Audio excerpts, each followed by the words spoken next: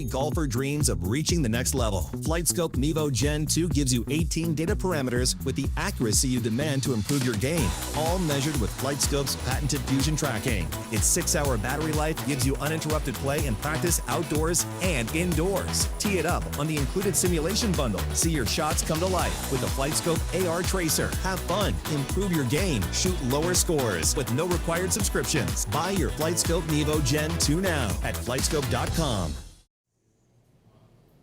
Welcome, ladies and gentlemen, to our FlightScope webinar, and today we have a very special guest in studio, Mr. Billy Martin, and I'm going to give you a brief introduction to who Billy is. Billy is a respected golf instructor and a longtime associate with Jack Nicklaus. You know, your early passion for the game led to both competitive play and a distinguished career in golf instruction. You were a longtime assistant of Jack Nicklaus, and you gained firsthand insight into elite-level golf, shaping your understanding for course management, pressure situations, and the fundamentals of golf. Later in life, you transitioned into coaching, and you spent decades teaching players of all skill levels, emphasizing fundamentals, ball striking, and repeatable swing mechanics. Billy is a lifetime member of the PGA of America. He's a past Academy Director for the Jack Nicklaus Academies worldwide. You develop top juniors, amateurs, tour professionals, both male and female, in the U.S., Japan, Korea, and China. And you were trained by Jack Nicklaus's first instructor, Mr. Jack Grout. So, Billy Martin, thank you so much for joining us today. Thank you, sir. That was a heck of an introduction. I don't know if I can keep up with all of that. And, I tell you, it's been an amazing adventure. You know, when I married my wife, I said, we're going to go on a ride of adventure. And that's exactly what I've been on since I met Jack. And I'm so thankful and grateful for all the experiences that he gave, and seeing him actually in person, being inside the ropes, meeting people that he knew. All these things just added up for me being here today. So let's take it back to the very beginning, when you first got introduced into this wonderful game of golf. How'd you get started, and who were some of those early influences that helped you in your development, into this game? Well, actually, I didn't play golf until I was 17.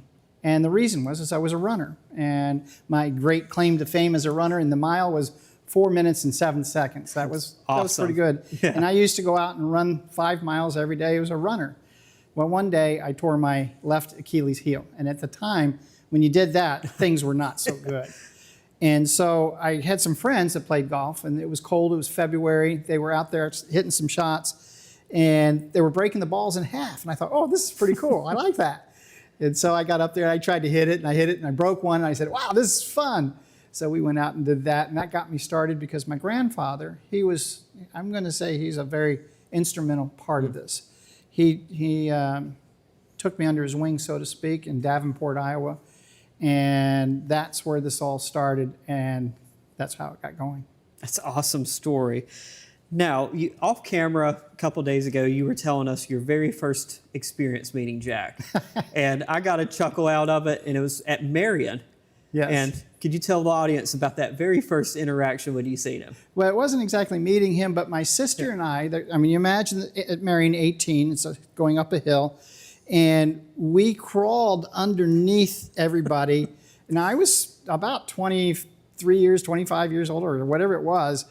And we crawled underneath him and stuck my head out, and there was my sister over there, and I said, you know, Deb, I tell you what, one day I want to meet this fella. And I pointed right at Jack. And, she went, yeah, whatever. And about 6 months later, lo and behold, that's when it happened. So it was pretty cool. So in leading up into those 6 months and working with him early on, how did that relationship really start, and how did it really progress into, a long-time partnership with him? Well, I think that I was very nervous, of course. You're talking about, this is the greatest golfer in the history of the game. We're not talking about a guy that just goes out and plays golf. And I mean, he did everything that you can imagine and more. And I tell you, that, to be honest with you, I was very nervous. I guess one of the kids was telling me after I'd been with him for 6 months, he said, Billy keeps calling, he's telling his dad, Billy keeps calling you Mr. Nicklaus. And I of course said it because I know who he is. And that's how we got started with this. When I first started with him, and I don't know if we want to talk about that story, but I was working in the bag room. I worked for a company down south of here, and this golf course is a great golf course. Everybody would know who it is, but we don't need to talk about that. But I was outside fixing the carts, getting the bags, whatever I was doing, and I hear his voice. He has a very distinctive voice. And I heard it, and he called my name out, and I went, oh my God, who is this? It's Jack. I can't go up to him. And I ran. I never forget. I ran around the back where the maintenance crew was, and I went back over there, and I hid out, and he left. So my boss then came out and said, Billy, I know you're out here. Come on over here. And that's how I started to meet him. And I thought, I was so nervous. It was so ridiculous at the time. I think it's said about all the great athletes in various sports, they have that aura around them that, it's kind of intimidating, but once you get to know them like you did on a personal level, you see past, the greatness. You see them as, just Jack, and that's incredible to hear. As we talk about, Jack, he's arguably the greatest golfer of all time, definitely in a lot of people's top two. I mean, there's no dispute about that. What separated Jack when it came to, other tour players or just, the normal golfers that you see? Like, what was the few things that really separated him in your mind? Well, I think a lot of tour players, a lot of players all have the same type of swing and abilities. They can get out there and make the shots work. I don't know who it was, but it might have been Tom Watson that said this, and I'm not sure. They asked him the same type of question, and what's the difference? And they just said, he hit the shot when he had to. And it's like, whoa, and he did. I mean, we were at a tournament one time, and he hit this tee shot, which was not like him to hit a bad shot. But then he hit the shot out, and he got up there, and as you go through it, he had to make a good putt to make it work. And he just did it. I mean, I would have probably three-putted for sure. I go through all of these little things, and you look at the Masters in '86. Yep. His first putt, I don't know how far it is, but it looked like 50 feet to me. And he knocked it up, this close? Yeah. I mean, it was just a tap-in. I mean, I would have been doing something, I would have been scared to death. And he, again, hit the shot when he had to hit the shot. And I think that separated him a lot with all the other players. When he had to make it happen, he did make it happen. And that's part of it. His mind is also another part of it. And just tremendous mind of how to focus. So. And you had a very unique opportunity of being with Jack in a lot of different practice rounds back home. What was his average practice routine looking like? What time did he show up to the course or range, and what did that consist of? Was he always working on, what kind of fields was he working on? Various shot shapes, or, obviously he hit it in the center of the club face pretty much every time, but what was some of the things that he consistently worked on when you were with him? Well, it was very consistent in what he did. And I think this is a big thing a lot of people could learn from this. I mean, he would start with a pitching wedge and start to hit those shots, and he would get the feel of what he was doing. He was getting the feel of the hinging, getting the feel of the path, the speed, the tempo, and all that. He's getting a feel, and then he would work his way up to a half swing, three-quarter, and full, and then he'd go ahead and start hitting shots.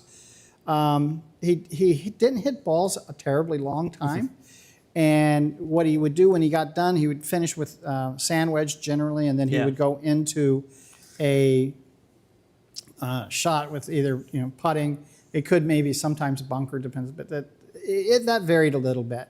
But then I thought, my opinion, he went out on the course and applied what he was trying to do. So if he was trying to work on a shot that he had to do for the next week's tournament, he would start working on that particular shot. And that's what I thought was really amazing, because he knew what he had to do. A lot of players here, they don't do that. I mean, the average guy, he goes out there and he's just trying to hit the ball. But, Jack had this idea of what he needed to do to make the shot happen and put him in position. And I thought that was something that was different, and something that I found that the average player could work on, but they don't really do that. There was a lot of focus and very intentional in his practice. A lot of amateurs, at least I'm speaking from experience with my buddies, watching them out on the range and they hit golf balls, they'll take out a 7-iron, hit a 7-iron about 25 times, and all right, it's time to go to the course. And I tell them, how many times do you actually hit a 7-iron during the round? Once or twice? And you didn't practice any other clubs when you're out on the range. I said, that's why you're struggling. I said, you got to have some focus and some intention behind the reason why you practice. What you practice out on the range will transition out on the course. I got to jump in here because this is really good. Jack believed, and I still know he believes this, is that you have one swing. You know, I think that what he was doing with each club is trying to apply that one swing to all the clubs so that it came out the same. And that is a consistency factor. And I think that this is something a lot of folks don't think about. You know, he knows where the club's supposed to go. He knows how it's supposed to flow. Yep. And I think the average player could do the same thing, maybe on a more limited scale, but they could get that same idea. And so one swing works with every shot. And I teach that. And this is one of the biggest things I teach is you have a putter, you have a driver. And what's interesting is if you took tempo and went into there and you took the putter back and through, it's going to be about 2 to 1, something like that. Your full swing is going to be about 3 to 1. And I think that when we get down to this, that's what you should be working on to get that tempo and get that rhythm and back and forth the same. Not worrying about too much of all the things you hear, but that would be a very important thing. You know, as we talk about, you know, how intentional he was in his practice sessions, you know, the Masters is next week. Jack is known for being the greatest champion at the Masters in history. You know, in his practice sessions back home, did he do anything different when it came to the Masters, the Open Championship, the PGA, or the U.S. Open? Was he practicing, you know, different draws for Augusta, or when he prepped for a U.S. Open, was he going into thick rough to simulate that? What did he do around those events? And was it any different between a major event versus him just practicing for fun or other tournaments that he played in? Well, there's two parts to this question. When he would come back home, it seemed like he had shots. When he would go to do a practice round, let's say, the week before, and he would come up with different shots that he felt that he needed to work on. So that would be one thing. Yes, the answer to the question is yes. He would work on hitting a high draw, hitting a fade, or whatever it might be, so that when that time came, he was prepared. And that's something else we'll talk about. But preparation, he did a lot of preparation for that. But the actual practice itself, he didn't change. He did the same thing whether he was going out with his kids or he was going to play the U.S. Open, the Masters, whatever it might be. He went through the same type of workout. And I think that kept him in a good frame of mind. Now, I'm not really sure, you'd have to ask him, but I would be honest with you. That was one of the first things I noticed over the years. He didn't change. He did the same thing. We did the same exact thing. And I thought that in itself was totally different than what I did. So, yes. And, you know, we were discussing this, you know, a little bit earlier off camera. You know, Jack is considered arguably one of the best iron players of all time, if not the best. You know, we can all probably come to mind, you know, some shots that he hit at Augusta, Pebble Beach. You know, I know a lot of people ask him, was there any secret sauce that made him so great compared to, you know, the average golfer or other tour players? So what was he really focusing on when it came to, you know, his iron game specifically? Well, I don't think there's any secret sauce. I mean, I think Jack had this ability to, or has this ability, he's not had, he has this ability to be able to come up with a plan, stick to his plan, work it out. He would have 3, 5. I used to say, you can't have 3 or 5 thoughts in your, he said, yeah, I do. And he would have that in his thought process. And I thought, wow, this guy's really advanced. So what he did was, there's no, I mean, no sauce that's out there, but his focus was, I'm going to say, extremely pinpointed on what he wanted to get done. And he would just get rid of all the distractions around him. And that, as a player, you're a good player, you would know that. You stand there, and if you have a distraction of some sort, it could be anything. It could be wind, it could be somebody walking, it could be a kid over here, it could be anything. But he had a way of blocking all that out. And I think if I was a young player, that would be one thing I would want to try to to learn, and you can learn this. Now, in his case, he was born with it. Yeah. He's different. I'm telling you, he's different, and he can do things that we've never even thought about. And I always be like, huh? You know, I saw him hit a shot, and we were at a tournament. He hits the shot, hits it between the two bunkers, knocks it up about 10 feet, and makes the birdie. I'm like, what? Where did you get that from? 'Cause he never practices that. And so he had this imagination, this work, this focus. I think that's what it was. You know, and I think it goes with all the great players in the game. You know, of course, we, you know, kind of, you know, really romanticize, you know, how great they are when it comes to, you know, their driving ability, their iron game, short game putting. It's not really talked about the mental side of the game. You know, there's been stories when Tiger was young, his dad would throw chairs or something in the backswing to make sure, to make him, you know, stop and reset, and that way when he got older, you know, those distractions wouldn't come into play. Did Jack go through anything like that during his practicing? Did he train, you know, that, or it's just natural God-given ability? God-given ability, I believe. I mean, that's what made him so special. If I went into some of the details of the mental side of it, I've been in Asia for a long time, as you know. Yeah. I've heard people talk about Jack, and they said if he was a Buddhist monk out of Tibet or something, he would be the mind master. That's what they say. I mean, I don't make that one up. That's awesome. He would be the mind master. And I think that when you look at Jack and what he sees and all the things he does, all goes back to that shot you see on Sunday afternoon. Yep. And it's not like he just does it that day. He's doing it every day that he is out working on a course, whatever it might be.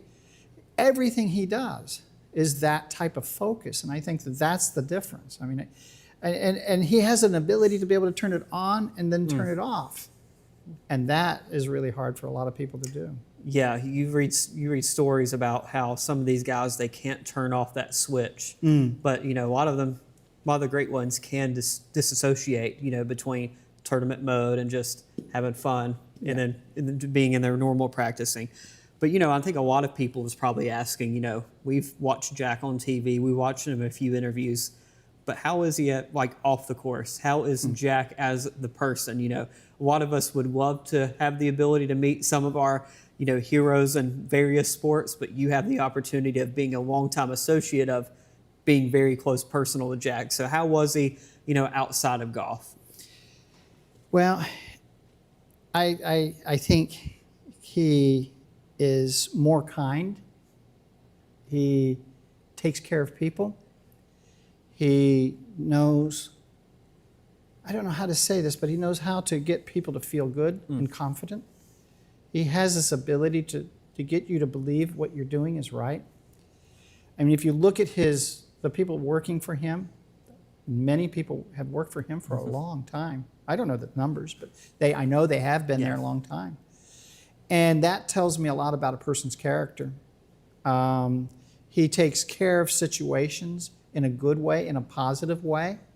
If he doesn't see something that's not working right, he'll come up with an alternative plan to make it better. Yeah, I believe that I learned more from Jack outside the golf course, outside the clubhouse, than I did when I was on the bag carrying it around. And I tell you the truth, that says a lot about his personality. And this will probably be similar to the answer you just gave, but after all the years of being a longtime associate of Jack and working with him very closely, what was some of the biggest takeaways that you took with him from that partnership? Well, I remember one day, it was kind of an interesting thing. I mean, the guys were working on the course, they were building a course, and it was almost finished. And the guy came up and said, "Yo, you're Mr. Nicklaus." He goes, "Yeah, I am." He says, "Okay." He says, "Can you sign an autograph for me?" He says, "Sure." He says, "What do you got?" And he says, "Oh, I don't have anything. I don't have a hat. I don't have a pen." So we had a pen in the bag, so we got the pen out. He says, "I don't have anything to sign on." He pulls a $5 bill out, signs the $5 bill. This is what I'm talking about. Yeah. He doesn't have to do that, but he did. He did the things he didn't have to do from a good heart. Yeah. And this is one of the biggest things I learned from him was he has a heart that's very pure as far as getting you to feel good and confident about what you do. It's what got me to where I am today, I think. I mean, he's just got this ability, and I think that's what it is. So let's transition into more of the teaching aspect. You know, you were a long time director of the Nicklaus Academy, and you learned firsthand from Jack's first coach. You know, I know a lot of people they just look at the player, they don't look at the team around them. And Mr. Grout was a very instrumental part of being with Jack and getting him to where he was. So can you tell us a little bit about Mr. Grout for the audience that may not be familiar with Jack's first instructor? Jay Grout was Mr. Grout. I mean, I find it very fascinating. Very few people called him Jack, but they would call him Mr. Grout. And I don't know of any teacher today, and you can think maybe you know because you're closer to this, that the student still calls his teacher after 30-some years of being with him, Mr. Grout. That says everything. That says everything. Now, Mr. Grout was an amazing guy because you felt like he was your grandfather. You know, that feeling of made you feel comfortable, made you feel good. Very similar to what Jack does. Okay? It's very interesting that Mr. Grout inside was kind of like your FlightScope.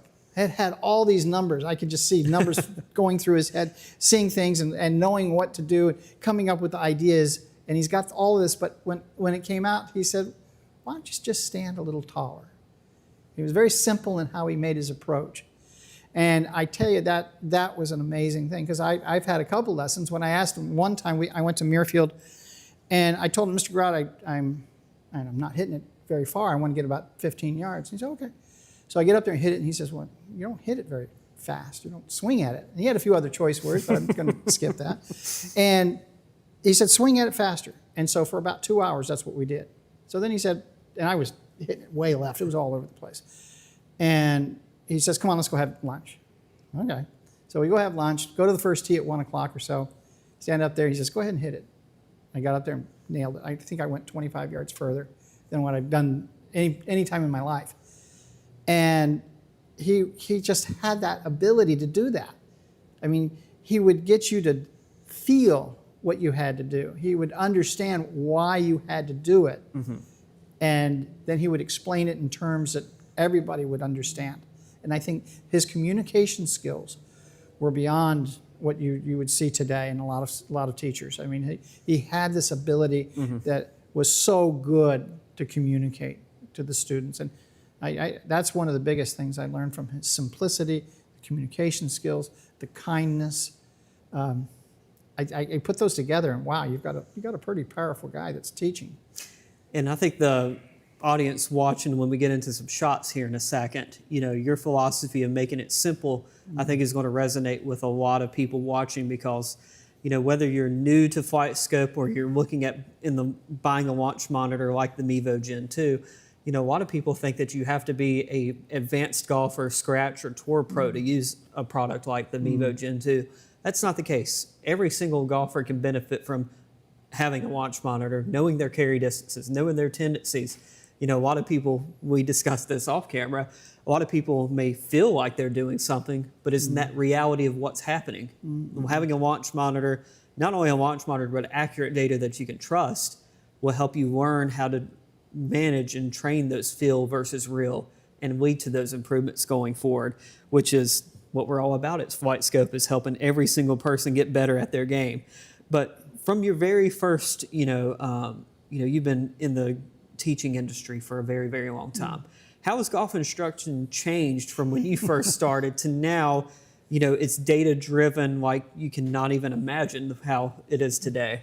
Well, I think that if you talk to Jack, you talk to Gardner Dickinson, you talk to some of these guys that were there at the time in the 80s and earlier. I remember Gardner said to me one time, he goes, if you don't learn how to say how far it is, and that was when these were, I don't know, I guess it was a rangefinder, but people were starting to do that, or distances. They would just go look for the distance on the sprinkler head. I mean, if you think about it, in the 60s, they had nothing. They just had bushes. That's what I kind of grew up, and even in the late 70s, mid 70s, they still had the bushes. And so Gardner said that if you can't feel the shot you're trying to hit, how can you become good at it? And you told me a story just a little while ago about a girl on the LPGA Tour that she looks and hits the shot and then says, how far is it? And she guesses. Yeah. And that's exactly what Gardner was talking to me about before. And that's what we need to do. And this is the value of this device. And it's not just to tell me what I'm doing wrong, but it's to tell me how do I feel. Correct. And a lot of people don't use it for feel. And that's what I do it all the time. I mean, if I get into the numbers, look, we're not scientists here. We study the swing, we understand it, but we are not scientists. And we shouldn't talk like scientists. We shouldn't say, well, this angle over here, what's 1 degree? I mean, come on, 2 degrees, 5 degrees. I mean, I'm finally glad that here, I read it the other day, as they said 3 degrees left or right, it's usually you're still okay, you're in the game. People think that if they're 1 degree off there, they're done. So I think I go back to this thing about, FlightScope, who's it for? Everyone. Yep. The launch monitor system, this is for everyone. Correct. And if you're smart, you're going to have something like that, and that's why I like what I'm seeing here today. For people that may be interested in getting into a Mevo Gen 2, or that may be somewhat familiar, not familiar with launch monitor technology, when they get it, what do you think is a good starting point for them to get into, their practice or playing routine with it, in your opinion? Well, I think first of all, we misunderstand how fast we're swinging the club. And we see on TV, oh, he's hitting it 120 miles an hour. 180 plus ball speed. Yeah. And I'm sitting there going, well, you're not that guy. If you're lucky, if your club's moving about 70, 75 miles an hour with an iron, you're doing pretty good. With a driver, maybe 90 if you're lucky. Be happy with that. But here's the key with that, and that's why I use smash factor a lot. So I go back to the ball speed. Long time ago, Titleist had me, they gave me a club fitting cart based on one thing. They asked me, what's the most important thing for you when I said, ball speed. And nobody said ball speed. Everyone said club speed. And I said ball speed. I said, because that tells me, this is before smash factor became a big thing. I said, that's because you can see you hit it good. So if I can see I'm hitting it good, then I know I've got the right shaft. I know I've got all this stuff. They said sold. And as simple as that. Yeah, fast forward today with, in the Mevo Plus, the X3C, and the Mevo Gen 2, now you got face impact location that shows you exactly where you're hitting it on the club face, which is a huge game changer. Because a lot of people, in my opinion, when it comes to the average amateur that is looking at getting into launch monitor technology, know your carry distances. You deal with it on a daily basis. People just don't know how far they hit it. They might have a general guess of what it is, but if you're guessing out on the course, that's not going to lead to your best results. So going through we call it a bag mapping session, a club gapping. Go from your wedge all the way up to your driver, hit 3 to 5 shots, understand your averages. Now you have a game plan to know when you get out to the course. I thought I hit my 7-iron 145. Now, it's closer to 135. So now there's no guessing when I get out to the course. And that's where I think you'll see the most improvements, is knowing your carry distances and knowing your tendencies. I'm going to jump in real quick. I'm sorry. I'm kind of going like this. What you said is 100% correct. 100%. Who's ever listening, that is correct. But I'm going to add something to it. If you have doubt in your mind and you're hitting a 9-iron, you say, oh, I hit my 9-iron 125. But you really only hit it 110. Your brain knows all this stuff. If you can go to any psychologist, they'll tell you about this. So what are you going to do? You're going to get up there and you're going to try to hit it harder. You swing faster. You're going to get quicker. Your upper body's going to take over. Your lower body's not going to react as fast. You're not going to have as much lateral motion going in. And here goes back to all these things that you see on a video. But when you go and look at this and you see, this is what's going on, then you have an idea. When we were out, and I may be jumping all over the place, but when we went out yesterday, was it yesterday or the day before? Day before. The day before, and the wind was blowing. I was really shocked. Because I'm a wind player, I got that. But I sat there and went, how could that be on such a short shot? How could? and I probably would have misclubbed myself. That's why this is so important. This is going to be so important for the students to learn. I mean, do you think for a second that Jack didn't know what he was hitting into a shot? That he was so precise. Yeah. I mean, all the players today are precise in what they do, but he was a little bit more than most. And the thing is that he would know exactly what he had to hit based on wind. Now, you got to remember, he didn't have all this technology. Correct. He knew from gut instinct, experience, which is very important. He knew all this stuff, but not everybody's that gifted. And so now, somebody like myself, who's not that gifted, and I will say that, is I can utilize this technology to help me become a better player. Yeah. And so if I can do it, why can't you? And now as we talk about, the FlightScope products that are available, how has using Mevo Plus, Mevo Gen 2, how's that enhanced your overall, coaching and data and instruction on a daily basis with your players? Well, we've been working with Golf Live, as you know, for a long time. And as a coach, most of the players are going out to these tournaments and they're going all over the place. Well, now we're able to have them, as long as they have that Mevo Plus or Gen 2, we are able to see what they're actually doing with the data. Yep. We can also see what they're doing as far as the I4, and we can see all the information that's necessary for us to make a more educated decision to help them become better. This Golf Live thing and the mixture of the two integrations, oh my gosh. As a coach, if I was a student, I would demand my coach to have one. Yeah. I would demand, because I'm going to go out 50 miles away, 100 miles, whatever it is, and I want to go out and I'm having a bad day, I want to know why. Yeah. If I'm having a good day, I want to know why. And so when I get to that next day, I feel like I can go play.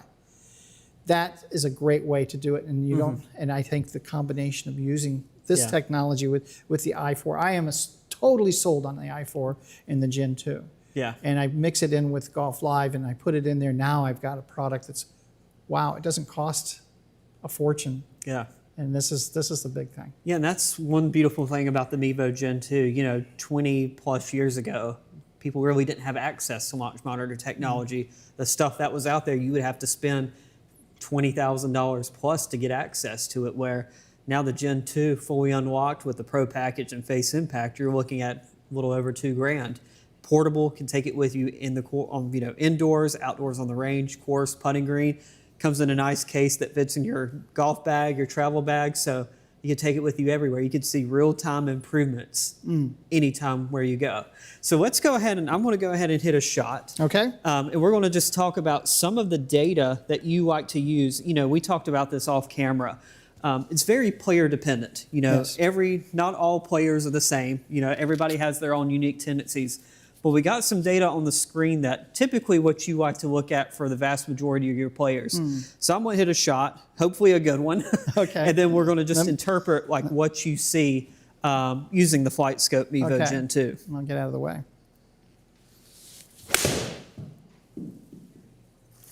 Okay.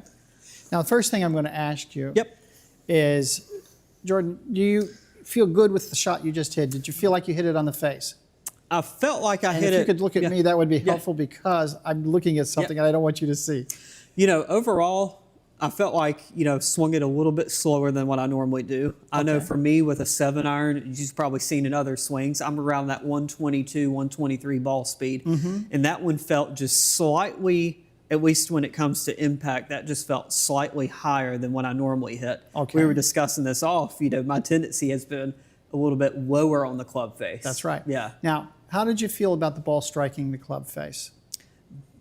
It felt good, but maybe just slightly higher in the club face. It felt like I was hitting it more in this general area, just slightly above center. I want you to look at now you can look at it, because this is important. Jordan just said exactly what he felt. This is why this is so important as a player. If you feel it, now you've got the technology to back this up. Now, he hit it, and I'm not sure if we're able to get that face impact. He described it perfectly.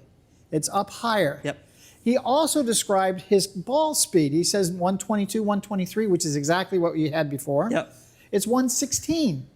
Now, probably, if we think about it, if you're out there going, well, you hit 116, you didn't hit it very good, blah, blah. No, he's been standing here for, I don't know, half hour, or we've been out here. I don't know how long we've been here. But he's been standing here, so his body's getting tight. So that's going to slow him down a little bit. This is where you don't sit there and you worry too much about it. This is very important. So what I see, what you've done, and the spin is, again, that's very, very good. How far do you normally hit this club? Is it about 170s? About 172, 171 to 72 when I strike it pretty well. Okay. Yeah. Okay. So let's hit another one just for fun, because I got to give you a couple to loosen up. A couple warm-up swings. Yeah.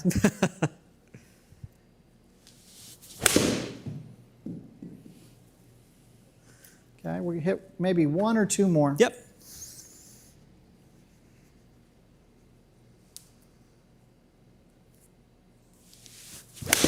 Oh, that one wasn't good. That was a little heavy. Hit one more. Now, without looking at face impact right there, that felt like a toe shot. Take a look.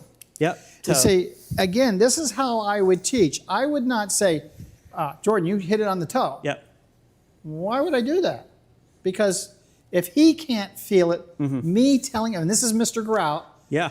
Mr. Grout always told me, over and over and over again, he kept telling me, the student tells you what they feel. Wow. He says, you got it. You don't have to do much, because they're going to fix it. Yeah. They're going to take care of it. You're a good player. Now, take the average player. It's even more so with the average player. A beginner, even more than that. So the beginning levels may be here. The tour player may be here.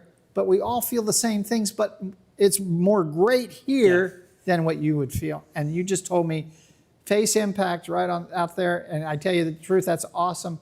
Again, ball speed still off a little bit. But guys, I need you to understand something. You can't think too much about this, because this is what you get when you stand around and you're not practicing. Oh, wait a second. If I don't go out and practice during the week, maybe I'm going to lose a little bit of touch of what I'm trying to do on the course. You wouldn't know that unless you saw this. Correct. And I think that this is what makes the difference. And the other thing that I go into this thing, Gen 2, now I had a Mevo Plus, okay? Yep. Totally different. I mean, totally different. I can take this Gen 2, put it on the first tee, and I can get data without having to put something out to make it flat. Yeah. And not to say it's bad, it's a more upgrade, I think. The battery lasts longer. Yeah, okay? 6-hour battery life is huge when you're using it out on the course and on the range. Well, think about it. I get to the golf course, let's say at 8 o'clock in the morning, and I go home at 6. Unless I have a battery charger out there, I'm pretty much cooked. Yeah. So of course, I'm going to use it all the time. So this is a big saving. So this is a very important point to go back. So let's go back and kind of recap what you just did. I know the shots weren't your best, because I saw him, Jordan, he's hitting some shots and they were consistent. Boom, boom, boom. We were kind of kidding around. I was trying to get him to hit a draw ball. But because he stood here for a little bit longer than maybe we should have, he didn't hit it as good as he should, and we have nothing to worry about. Yeah. If we stood out here and had him hit 5 or 6 more shots, I guarantee you those balls are going straight. Guarantee he's hitting anywhere from 121 to 125. Is that about right? Pretty spot on. Okay. Yep. So this is how I look at this equipment. Now, some guys, they're really, really good at deciphering numbers. They might say, well, spin rate is blah, blah, blah. Me, I go, okay, it's okay. Spin rate's okay. Yeah. Face impact, it obviously could be better. The carry, obviously, we're a little short. Now, think about this as a player. If you're 4 or 5 yards short of your intended target, now you've got a longer putt. And now if it hits a downhill, it might be even longer. So things like that. So when I look at this, I am looking at all the different things, and that's what I go back with Mr. Grout. I am analyzing all this information, because we only have part of it. I think you said to me there's about 30 data points on here that we could really go into, but wow, that would take us another 5 hours to do that, so that's a different story. What we're trying to do is just show you this is a basic idea of what you want. You want to look at spin, but don't live and die by spin. You want to look at the face impact and say, okay, did I feel that? And if you did, that's awesome. that usually, I'm going to hate to say it, would go back to balance maybe. That would go back to tempo. Yep. There we go. And this we simplified. Mr. Grout always said the swing begins before you even walk into the shot. So when you get up to hit that shot, it's already begun. Yeah. And so that's what that's for. And the carries takes care of itself. I don't pay attention to the roll too much. The lateral is something I just see. This is my eyes inside. Yeah. So this works. But you said that very interesting about Jack too, is, you know, one of the things that you think you contributed to, you know, he contributed to his overall success was balance throughout the swing. Not many unnecessary movements, or he was very, you know, consistent in what he did, which I think was, you know, I think a lot of people down that winds could really take benefit from that. But, you know, again, the Gen 2 is a great device for every single person to have to see improvements in your game, no matter what area of your game you're working on. But, and I like to tell this story, you know, people will see all those data parameters and they might get overwhelmed. Well, you can make it as simplistic or as complicated as you want. I know we talked about the tour players that I worked with last week, with how they used the FlightScope X3C was they would train their feels on half shots, three-quarter shots, hit some shots, and then they would turn around and say, I think I hit that 134. And I'd look at it, it'd be 133, 135. And they say, okay, I'll have to do slight adjustments. That's how they do it. But there's others that they want to get dissecting on every single aspect of what the club is doing at impact, their path, face to path. Big mistake. All of that. But, you know, for the average golfer, understanding carry distances and just understanding tendencies, especially where you hit it on the club face. That's what's so great about the Gen 2, the Mevo Plus, and the X3C. You don't need stickers or spray. You just get accurate impact location where you hit it on the club face, which is a huge bonus. But I know we talked about this when we were at your golf club at Hawks Landing. Yes. And this was one product that you said you were just completely blown away by. And to be fair, I'm blown away by it when I use it. And this is the i4 rangefinder. What people may not know about the i4, you know, it's very unique. You know, it does give direct distance, but what this also does, it will give you, obviously slope, but it's based on your ball data. It will give you a club recommendation based on your distances, takes into account wind, and it will give you your effective distance for that shot. And we were testing it out on the range, and we were downwind. If memory serves me right, I believe we shot the middle barrel out there, and it was like 84 yards. That's right. We were straight downwind, though. That's right. And when we looked at the effective distance, it said for this shot, obviously a lob wedge, but it said for this shot, it was recommended me 74, 75 yards for the effective distance. Yes. You know, how many people just guess when they get on the course about the environmental conditions? It's hard, you know, it's hard to measure. Well, this does all the work for you. I'm going to jump right in there because if we're out playing and you're having a wedge in your hand and you're off by 5 yards, now you're off by 15 feet. Yeah. Now for a good player, you're out of the game. Now if you hit that perfect and it would have stayed by the hole, you're still out of the game. You're 15 feet out. Go do the numbers. You can go to the PGA Tour and see what their make percentage is. Yeah. You're gone because you didn't judge the wind right. So I'm sorry to interrupt you, but I'm so excited about this thing. So I'm actually going to talk through how you actually get your distances and everything within the FS Golf app. So for those of you who have the i4 rangefinder, on the home screen, click on rangefinder, and you're going to be able to connect via Bluetooth. The Bluetooth connection is very simple. You will just turn on the rangefinder and you'll see the Bluetooth icon. You'll click on connect device and there the rangefinder will appear. 3 different ways you can get distances within the FS Golf app with the i4 rangefinder. You can go through a club gapping session, which will be if you have a FlightScope Mevo Gen 2, Mevo Plus X3C, hit 3 to 5 shots with all your clubs. There it will generate your distance averages that way. Or here's the beauty about the i4 rangefinder. You don't have to use a FlightScope device in order to use it. We know we recommend because it's a perfect pairing with the Mevo Gen 2 to get accurate distances. But if you have another session that you used with your coach or somebody, for example, you could export that CSV file, import it into the app to get your distances that way. Or what we tell individuals is to go through a smart gapping session. So smart gapping, you would just choose one data parameter, either launch or carry, and we tell individuals that you would just choose a 7-iron distance. And for me, I know a 7-iron is roughly about 174. And then after that, I'm going to select all the different clubs in my bag.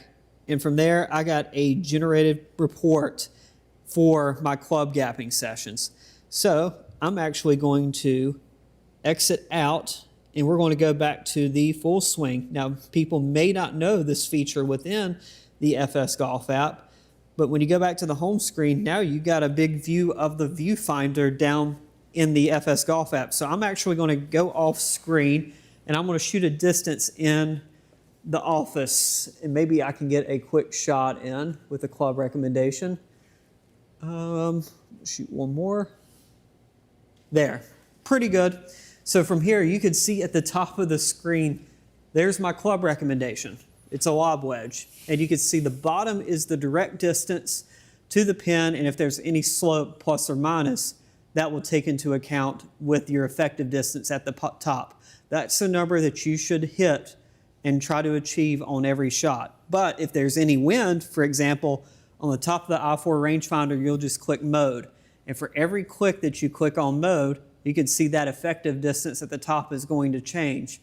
So if you were one that plays in very windy condition, this is a must. I know I used this in a different state when I played, and I had a caddy with me. And when I was showing him, he's like, "What? How far do you normally hit it?" I said, just gave him this. I said, "This will tell you exactly what it does." And after about 2 holes, he said, "This thing does my job." He's like, right. "It does everything that I do." And I said, "That's basically what this is." It said, "We call it a personal caddy with you everywhere you go." Because again, you deal with this on a daily basis. How many average golfers struggle with indecision out on the course? They're getting ready to hit a shot. I don't know what club I hit. Is it an easy 8, strong 9? What's the wind doing? Well, the wind's changing. I really don't know what club to choose, or do I even feel confident over this shot? You got 10 swing thoughts happening. They hit the shot, poor result. If you struggle with indecision, it's based on your ball data, measured data that you can trust if you pair it with the Mevo Gen 2 and with the smart capping. So it will tell you, based on this distance, this is the club we hit, no more thinking. Pull the club, make a committed swing, and there you go. Hopefully it'll lead to better results. As a coach, what you've done with this work is you've taken about 60% of what people think. Now, imagine if they could put that 60% into focusing on the target with their mind, focusing on good things that they've done, and let the machine come up with this for them. This would really help them understand what this is about. And the thing that's the best about it is that it's going to teach you how to react even when you can't use it, let's say in a tournament, and you have to go by feel. Now you're learning how to feel. And that goes back to Gardner's original point of if you can't feel it, you're not going to be a good player. Now you can learn how to feel this, and you can make sure that you get this down so it saves you shots. Yeah, and it's really true. We believe that this is a game changer on the market. Again, pairing it with the Mevo Gen 2 in your practice sessions, you're on your way to be playing better golf this 2026 season for sure. No question. So I think it's time, as we are getting ready to wrap up, I think it's time that we get into some user questions. Thank you guys so much for submitting your questions. And I'm going to go ahead and start with this one first question. Any players currently on the PGA Tour that remind you of Jack? Well, the closest one was Tiger, obviously. Tiger, he admired Jack a lot. Still does, obviously. I always tell the kids, he had a picture of Jack up on his bedroom. Why? Well, that gives him vision. And I didn't even talk about this with Jack and what he gave, and vision and clarity is extremely important in growing in anything we do. So I would say the PGA Tour is, you have Tiger, Scotty Scheffler. Yeah. He's a man that's on a mission, and it's a lot of mission. Whether you call it a spiritual mission, golfing mission, whatever it is, he's doing something that's really good. And I think that those two remind me of Jack an awful lot. That's about it. The second question is, do you incorporate launch monitors into putting, pitching, and chipping, or just full swing? Oh, I use it all the time. I was using the I4 I would say to the student, okay, show me a 30-foot putt. And I had it right there. Yeah. Okay, show me a 40 foot, show me a 50, Yeah. show me 25. And when they started to get the distances down by looking, Yeah. again, that goes back to what Gardner said. So I use it all the time. In shipping, it's totally important to be able to use the Gen 2. It really has some really good, I'm going to say residuals, Yeah. being able to carry that over. And because I go back to with Jack, all swings are the same. Okay, so as we start out and we're doing a little chip shot like this, well, that's the same as a driver. Yeah. As we keep going back up in here, now it becomes a pitch shot. Yep. As we get up higher, then we are talking about the full swing, but they're all the same. So when you're talking about hitting pitch shots, then we can see angle of attack coming in. We can see a lot of things. So that goes back to, are you doing the same type of angle coming into it as you are with, let's say, a 5-iron or 7-iron? And it's going to be different because it's a different club, but it should be basically almost the same in a lot of the numbers. So when we get down to it, so that's what I do. The next question is, what measurements on the Mevo Gen 2 would you suggest an average player to focus on? I know you said ball speed, but what else? I like, again, smash factor and ball speed are pretty much the same. I like angle of attack. Yeah. I really like launch angles, horizontal or vertical launch angle. I really like that very, very much. There was something that I was experiencing the other day, which was horizontal, and that told me an awful lot about where the hands and the club are going. And so if the student doesn't understand that, they can see it right there, and it really tells them a lot of the story. So simple things like that. Spin, I like that. Yeah. I think spin is very important. So you know how to read the spin. Spin access. Yeah. I mean, wow, that tells you the whole thing right there. So that would be a basic idea. I can throw a few other little things in there because everything's connected to the next. Everyone works with one, with another, with another. So if you have very steep angle of attack, well, that can affect a lot of different things. It can affect the face. It can affect so many different things. And it could be all because the way you set up to the ball. Yeah. It could be your ball position. Now, I know for a fact, because I was working with a very good player, we were off by about this much. And that affected almost everything from a 4-iron up to an 8-iron. Yeah. And we wouldn't have ever picked that up if we didn't have the right angle of attack or something. Yeah. It was just amazing. And when he got it and he understood it, then he actually drew a line down. We were on grass and he drew a line down in here, so he knew exactly where to hit it. And so he could practice that because he didn't have the Gen 2 at the time, but I was the only one that had it. Well, Billy, it was an absolute pleasure that you could join us today. And I know I enjoyed listening to, the stories of the greatest golfer of all time. You had a very unique personal relationship and experience with him, and I thank you for sharing a little bit of background of Jack. I just want to say thank you to Jack. Without his expertise, without his patience, without his thought process, I would have never seen that. I mean, I would never have experienced that. And I read a book called The Sports Gene, and I don't know if you've ever read it, but it's about experience. And if you never see the experience, you cannot understand it. And Jack gave me that. So I owe him. Yeah. And ladies and gentlemen, thank you so much for watching. We are continuing to stream our webinars on YouTube, so don't forget to subscribe to our YouTube channel for more webinars coming your way. And if you want to look for more information on the Mevo Gen 2 or the i4 rangefinder, go to FlightScope.com to learn more. And thank you again for watching, and stay tuned for another webinar. Thank you.